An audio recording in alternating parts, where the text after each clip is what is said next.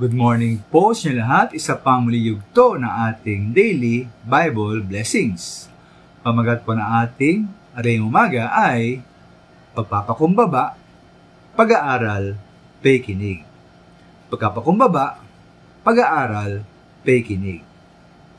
Ang bawat Kristiyano po ay may tungkulin na at pribileyo din na magbahagi ng salita ng Diyos.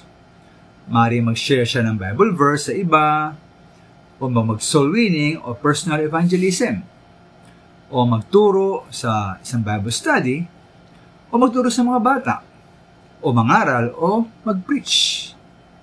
Isa pong mahalagang katangian ng nagabagi ng salita ng Diyos ay ang pagpapakumbaba.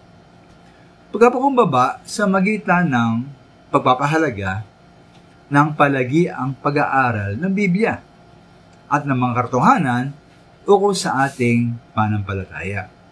Hindi siya mayabang at mag-isip na alam na niya ang lahat. Siya po ay handang matuto.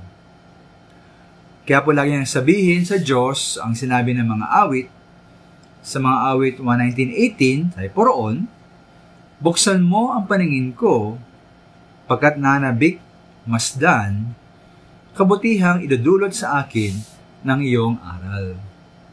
Ganyan po sa mga awit 25:4, sabi po roon, ituro mo sa akin, Yahweh, ang iyong kalooban, at ang iyong landas sa akin ay paalam. Sino minamahal ang magtuturo, magabay ng salita ng Diyos, ay may palagiang nais na matuto. Kaya po, tayo po bilang nagbabahagi, nagtuturo ng Biblia, ay dapat handa at may nais din na matuto, di lang mula sa Biblia, kundi mula sa iba ring Kristiyano. Halimbawa po, mula sa mga naunang dakilang Kristiyanong manunulat at mangaral, at ang mga dulbahasa ukol sa wastong doktrina at sa ating pananampalataya. Binabasa niya po ang kanilang mga aklat at ang mga sinulat nila. Ang magtuturo po at magabay sa salita ng Panginoon ay handa at may nais din na makinig at matuto mula sa mga kilala at mahusay ng mga pastor at Kristiyano sa kasalukuyan. Ay nga po sa Kawikaan 19:20, dinggin mo at sundin ang payo sa iyo at pagdating na araw, pakikinabangan mo.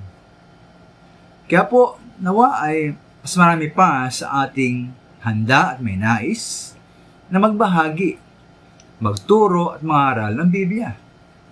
At naway lagi tayong nauuhaw sa katotohanan at lumalago sa kaalaman ng salita ng Diyos. Maraming salamat po.